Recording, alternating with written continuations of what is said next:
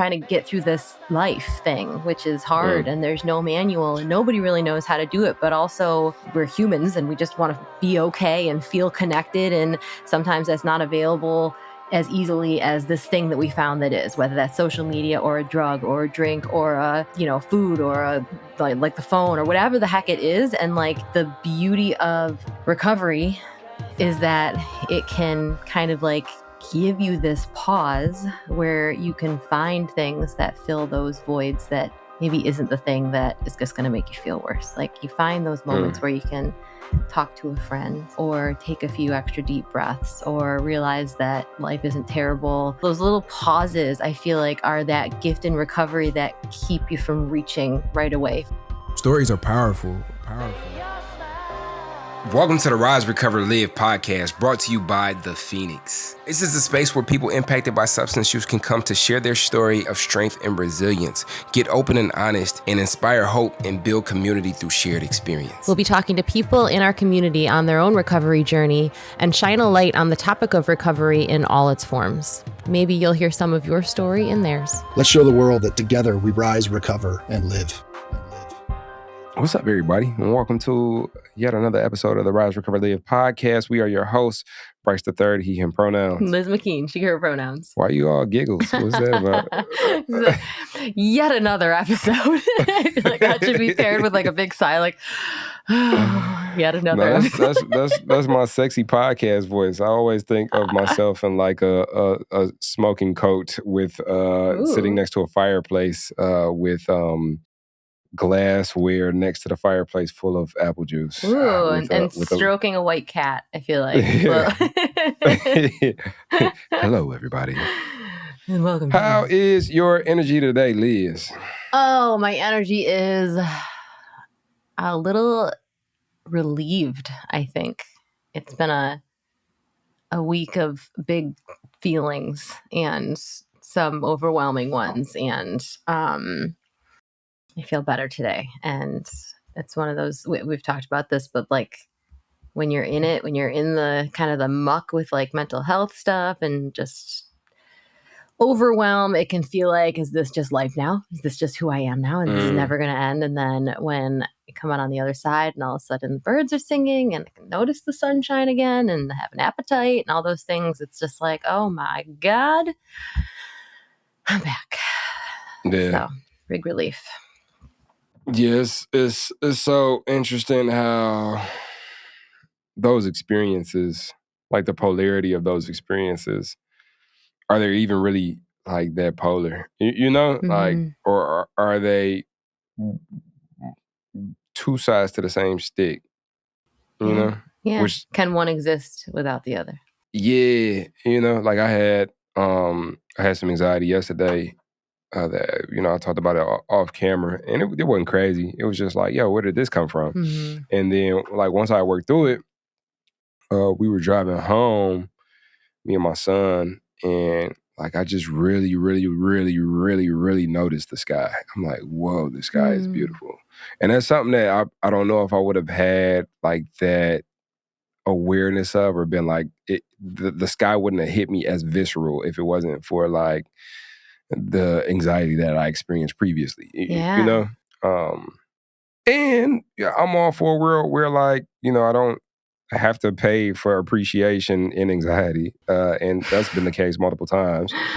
Yeah. But, it just really stuck out to me yesterday as like, okay, like, it's for something. You know what I'm saying? It's for something, so sit with it, see what it's there for, and look at the sky, man. Yeah. Yeah. Yeah. And then in those moments where it does feel like is this just gonna last forever? This awful feeling. Maybe sometimes those little glimpses, those little like photographs that you took in your head of the sky when you were able to see it, when it was like that light was getting through, sometimes are within reach. Even if it doesn't pull, for me anyways, pull me out of where I'm at, it is just a reminder that like this won't last forever. It's like, hold on. This won't last forever. Yeah. I think that's the importance of experience too. I think we talked a couple of times on this podcast how important, and it's so crazy because I come from like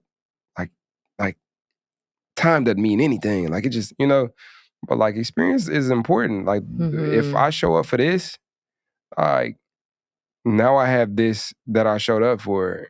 And what that does is it becomes my experience. And what that does is I alchemize that into wisdom. And so now moving forward, like I have this thing to pull upon, like, oh yeah, I've been in a similar circumstance where I felt like, this feeling before. And so maybe this is a different flavor of that feeling.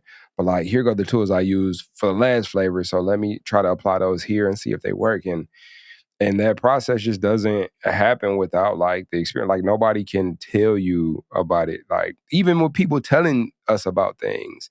Like I've read a lot of books in my life. I've listened to a lot of podcasts. Like I've got quite a few mentors, and there's things that I'm going back and listening to, and it's like, oh, then I was listening with the ears that I was equipped with at that time. Yeah. And now with some experience under my belt, like I'm listening with different ears and with a different spirit. And now it's like, oh, I can really put this into practice in ways that I never was able to because of the experience that I've had since the last time I listened to it, Yeah. I think that's really important to talk about when we talk about relapse, like when folks come on to this podcast and part of their story is having had, however much time that they were sober in recovery, and then they relapse. And I don't really like the word relapse, but I'm just going to use it for lack of a better one right now.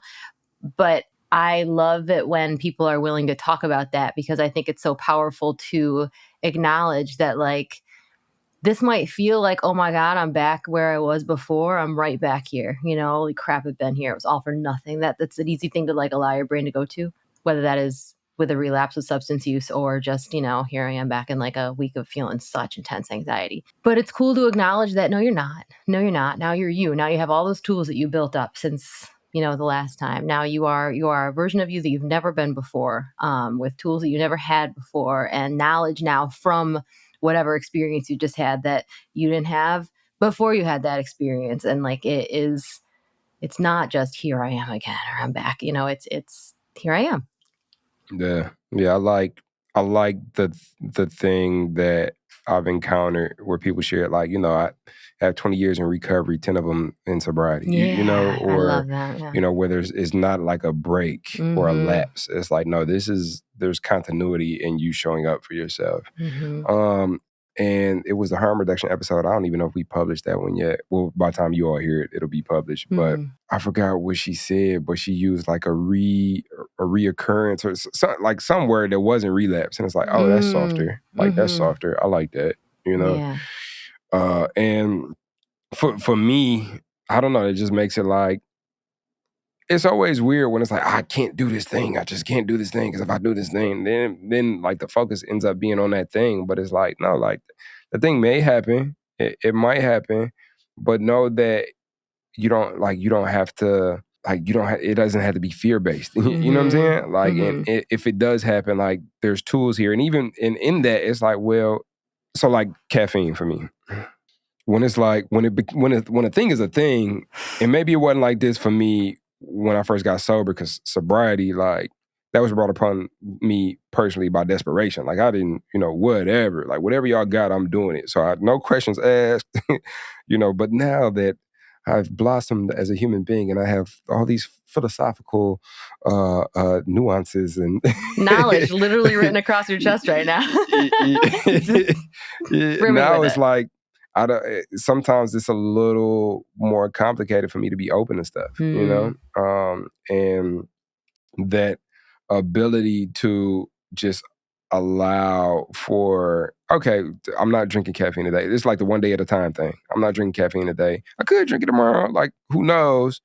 But today, what I'm working on is not even what I'm working on. I just choose not to. And these are the reasons why. And like, that helps for me to show up. And that's just a lot softer for me, and I need, for me personally, I just need soft in this time of my life, because when it become hard and it become like super focused and spotlit, like, it makes it big.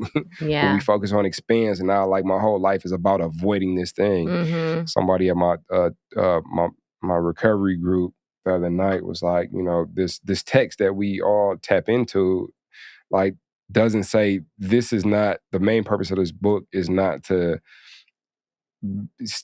get you to stop drinking alcohol. The main purpose of this book is to help you to live life. It's like, oh, yeah. Yeah, that's that is a way more attractive thing, right? Like, I want to live life. I want to have joy. I want to have freedom. And also, at one time in my life, I also wanted to do nothing but drink.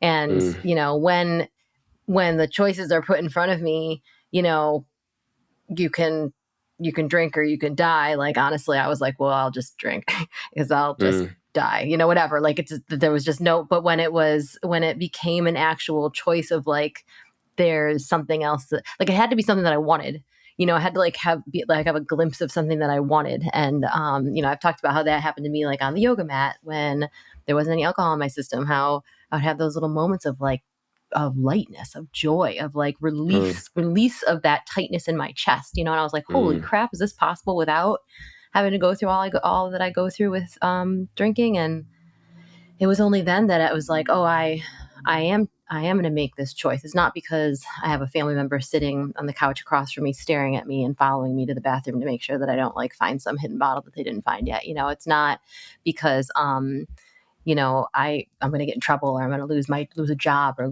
whatever. It's not something that like punishment that, can still be a reality. That was never going to get me to stop. But it was when it was like, there's something actually better that I can choose. That's me. That's me. That's coming from inside of me, as opposed to outside that. So, and that inside of you, as opposed to coming from the outside, is kind of in alignment with what it is that I want to talk about today.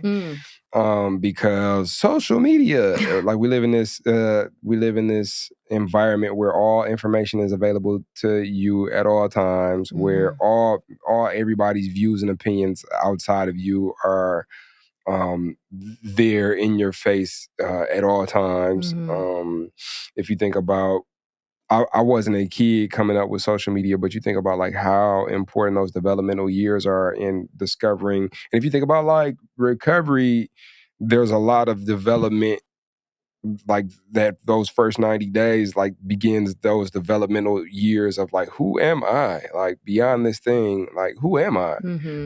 And social media plays a big role in how we're able to connect. The internet plays a big role in how we're able to create community. You think about the Phoenix and the internet and social media, like we wouldn't be able to, like we wouldn't even be on a call right now. You're in New York, I'm in Detroit. Like we wouldn't, without the internet, like the internet is a great connector and a great equalizer. There are so many ways that the internet brings us together and allows for us to create new relationships and expand our horizons beyond what it is that we've been given.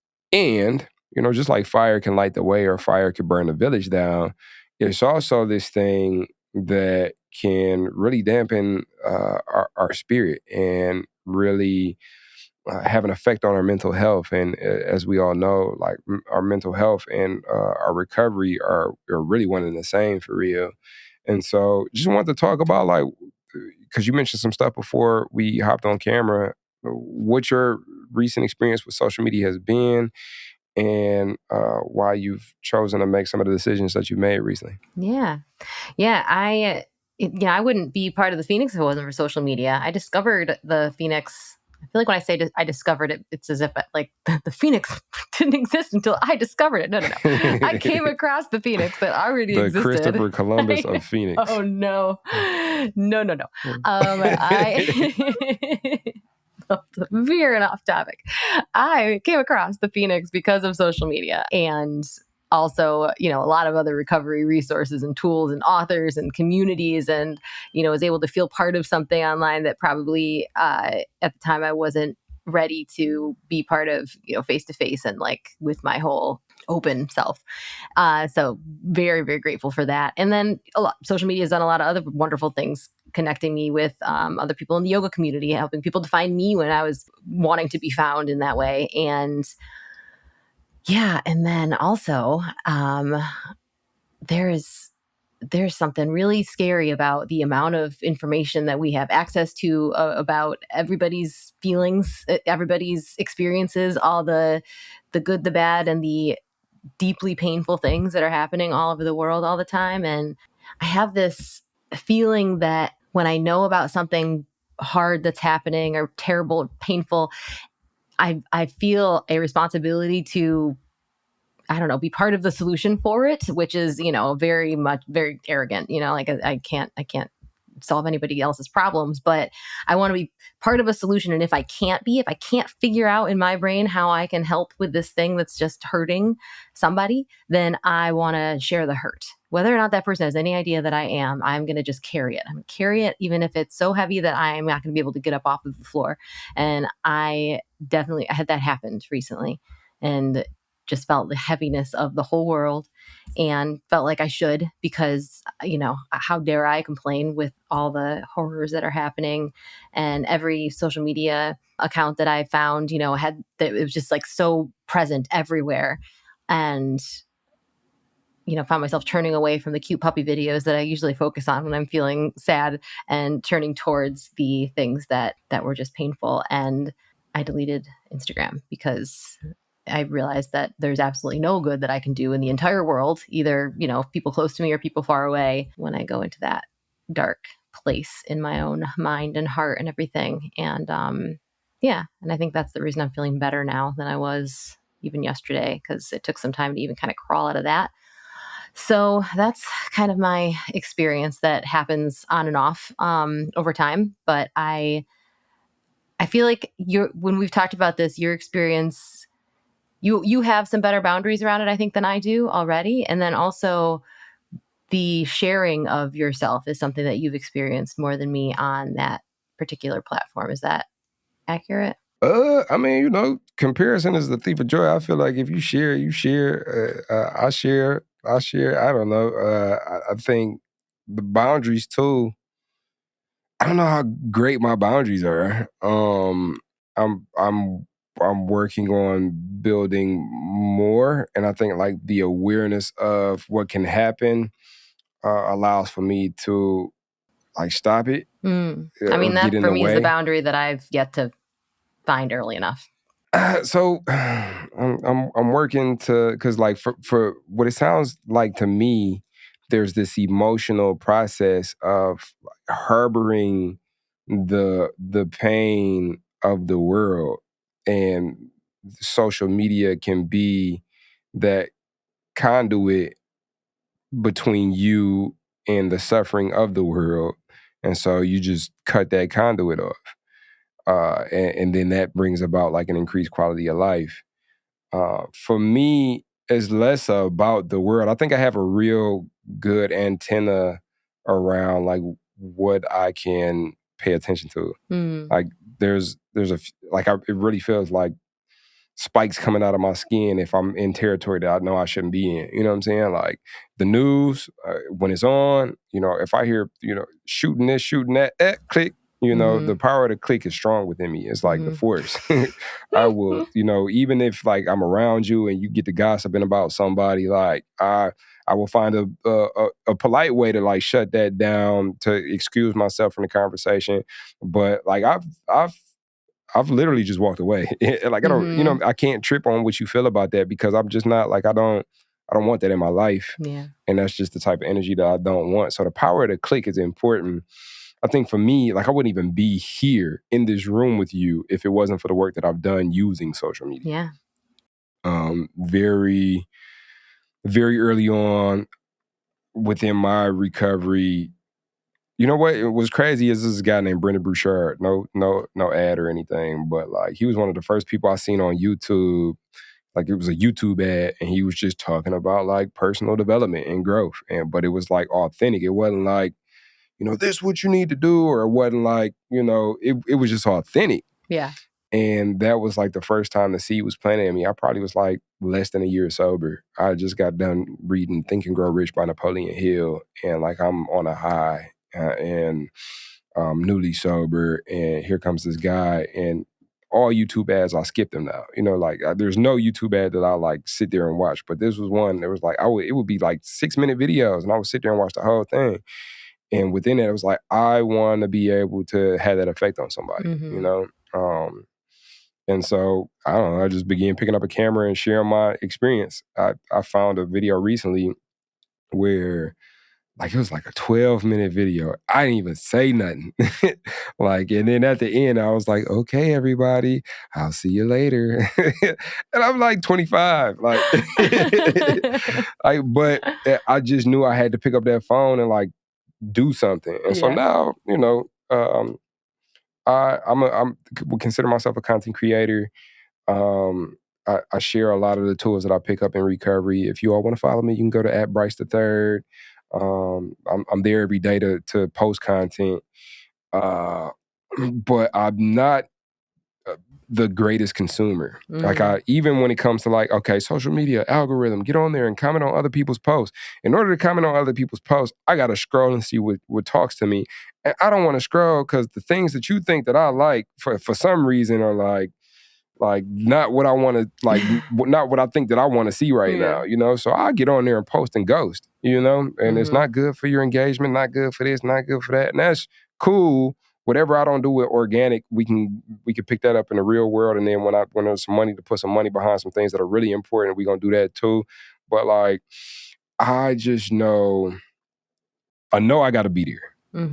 I have not been, there's been times where I've been called to like, shut up, which is life. You got to consume like life. You got to experience life to be able to share. But then there's moments where I really have to say things, you know, and I don't know what it is. I just trust my intuition. So social media allows me to have that experience of being able to have a platform and sharing things.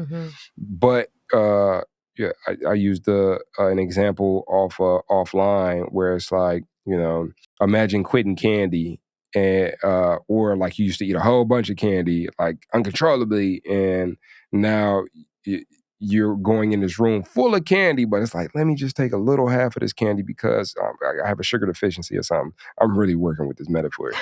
and it's like, you know, maybe 40% of the time I could take a half a piece of candy, but the other 60% of the time it's like, give me all the candy on the table. And I feel like that's how my experience with social media has been, because there's been times, last night was a time I had a tough conversation, and then when I got off immediately, I just went to social media and like I just scrolled and like I felt it like I don't even need to be here. What am I doing? This isn't, but I just scrolled. And it's just not, it can get really overwhelming. It's an insane amount of information and content that you're taking in, whether that is, you know, things that are happening in the world or look at this funny puppy video, you know, like I think either way, it's just a lot to be taking in. And it almost gives you that feeling. It's very, you know, it's just that same little part of your brain, you know, where like, what is it? They say like one is too many and 100 is never enough, you know, and it's like you're waiting. I know for me, if I opened up when I have that feeling of like, I'm trying to feel better or something, it's like that scrolling, like even though you want to stop scrolling, it's also like, well, just the next one's going to be the one that makes me feel the way I want to feel, you know, and then I can close it down, and because all of a sudden hours go by and you're just like, I feel like crap. Yeah. And I think, there's a lot of directions that it can take in that are that's like too much sugar. And it's so interesting because a thought that just crossed my mind, like, I wonder if they'll ever come up with like social media anonymous or like social media addiction. But then it's like, how much is like, when do we overdo it versus looking at this is experiential avoidance? I think it's acceptance and commitment therapy. They call it experiential avoidance. Like, I'm having an experience, don't want to have it, so let me use this thing instead of having this experience. Like, let me escape these feelings and emotions that I don't have the tools to be able to show up for by using this thing that is a tool. And I've seen it like with my kids. My kids, I came up, okay, I'm showing my age a little bit. I mean, I'm young, I'm 34, but you know, we did have the the AOL discs that we had to like put in to get the AOL, and there was times I couldn't be on the phone and on the internet at the same time. It's okay, guys. It's all right. But my kids have never had the experience of not being connected to the entire world. And in that, there's so many things that, like with my daughter, I could tell there's so many things that, like with fear or like stage fright or like, you watch so many fail videos that is like, oh, like people laugh at you and there's so much judgment. And all of that is in here and on your phone, but you haven't even experienced like failure like in real life, you know? So there was times where we had to like, yo, you got to go. I know you're scared. And then she bombed. And it hurt, but she didn't die.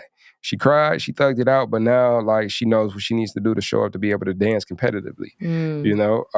But if she was just on the phone, a lot of people won't even go on stage because they think of all the things that they've seen happen to other people, and that stops them from doing these things because they don't want to feel that, you know? Yeah. And it's already tough to like go on stage, but like now you have this added fact of like, look at the 150 failure compilation on YouTube that just got marketed to me because of my age group. You know what I'm saying? And I'm watching it and it's funny. We laugh and all my friends like, oh, you look stupid. Oh, you know, and then now when it's your turn to go do something, like you scared because you don't want to fail. Yeah. You know, there's been times where I'll tell my daughter something she don't want to hear.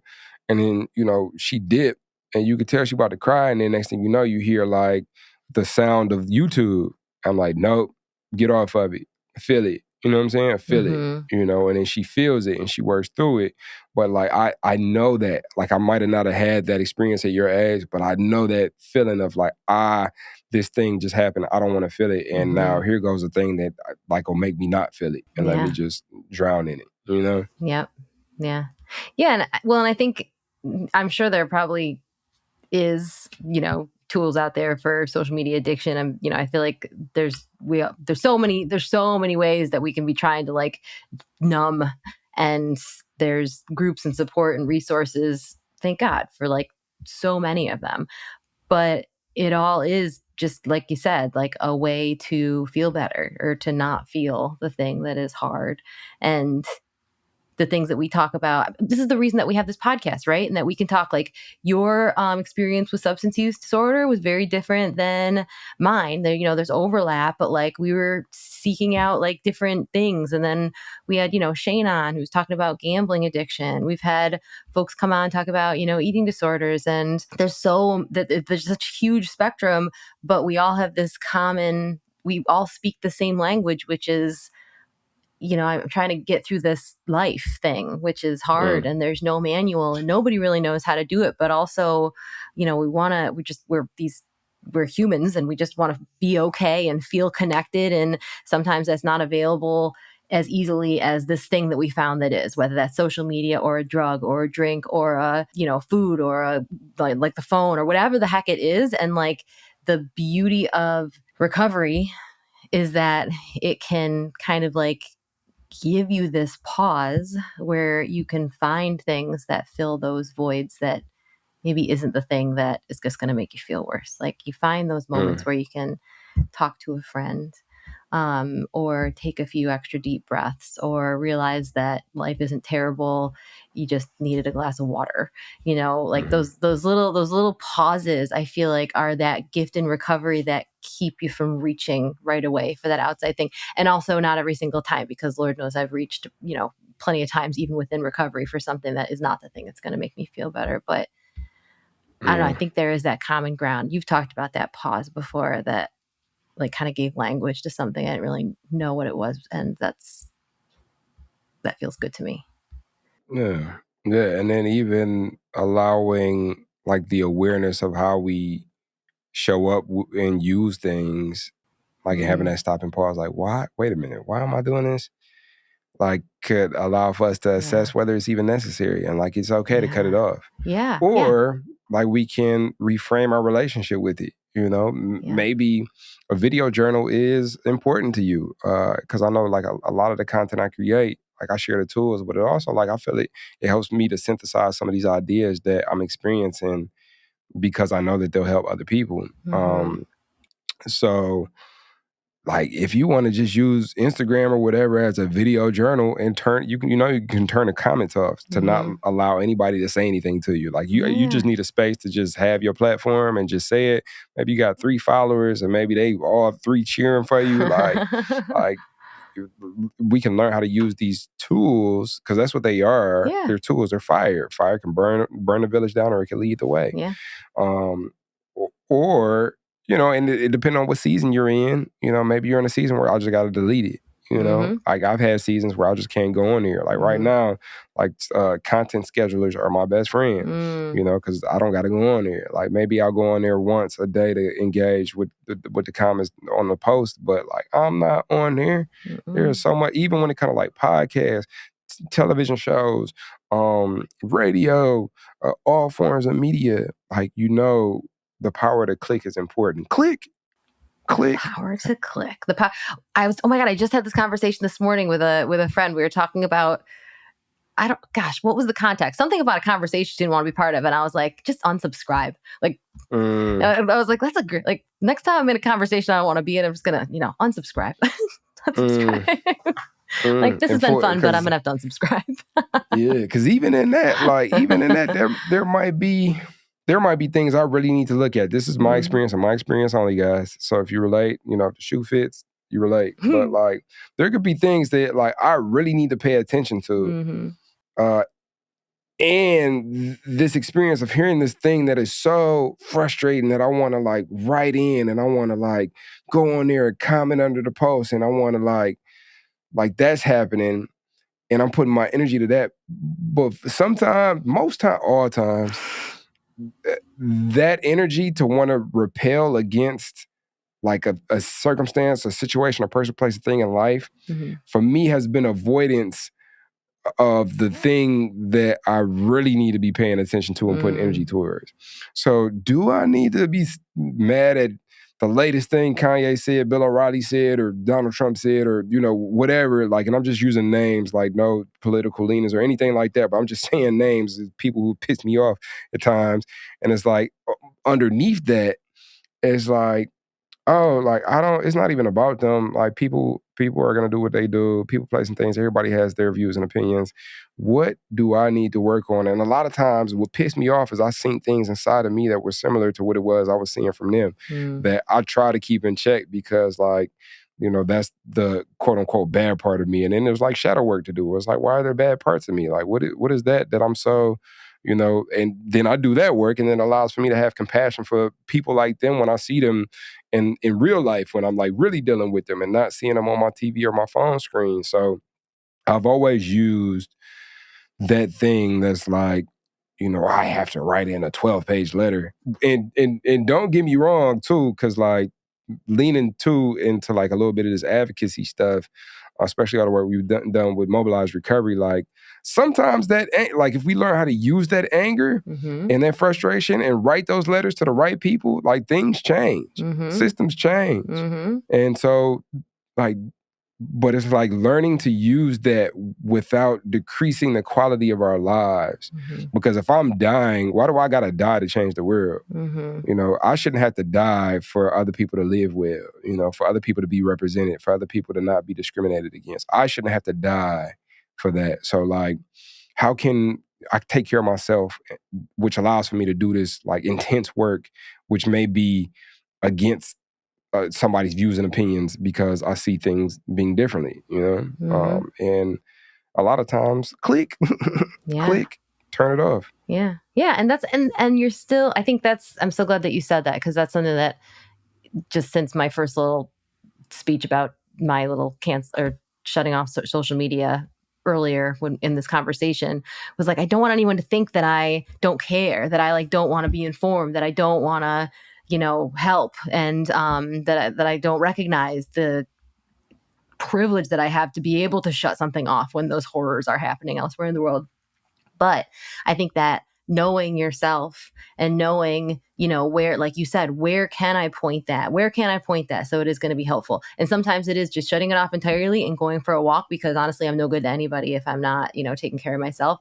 But often it's shutting that off sooner than the point that I am completely like, incapacitated by it all, and doing, something, doing the right thing that's right in front of me, doing something to help a person like the person that lives on my street outside. What can I do to help that person today? There are things that you can do that aren't taking it all in and feeling responsible for all of it all at once. And sometimes that's, the starfish that's right there in front of you. That's why the starfish story is so important I got to it you. right up here on my, I've like literally like the actual starfish story on my wall, and then like several starfish sitting like hanging to remind me of that, because that is where you can help. And also for folks who are listening, because I know there's plenty of our listenership who are, just like I am the starfish right now, if you're the starfish, like take care of you and do what you got to do. And whether that means scrolling social media so you can watch puppy videos because that's going to keep you safe today,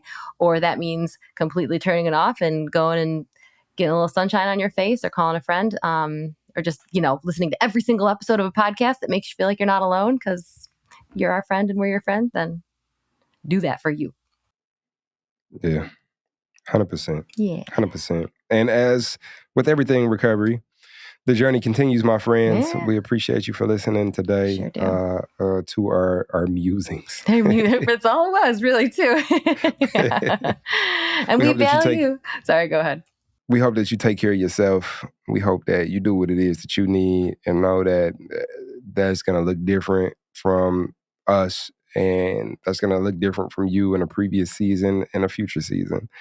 Know that I think the most important thing you can do is show up for who you are today. And we're happy to be a tool and a resource in the midst of that journey. Yeah. We love you. We're in this together. We got this. And we'll catch you next time. Bye. So now you're excited. Bryce, Liz, how do I get involved with the Phoenix? Well, my friend, it is super simple. We actually have an app. Head over to the Google Play Store or the Apple App Store, or look in the show notes of this podcast, wherever you're listening to or watching this podcast, and go download the Phoenix app. The Phoenix app makes it so easy to find classes that are near you, or to access our virtual class schedule where you can hop on from the comfort of your home. You can also join our groups and have a conversation with someone from the Phoenix community from anywhere in the world. Please make sure that you join the podcast group where you can connect with Bryce and I and other listeners. Everything that you need is in the show notes. You can also head to our website at www.thephoenix.org. And maybe while you're there, you click the volunteer tab and get even more involved.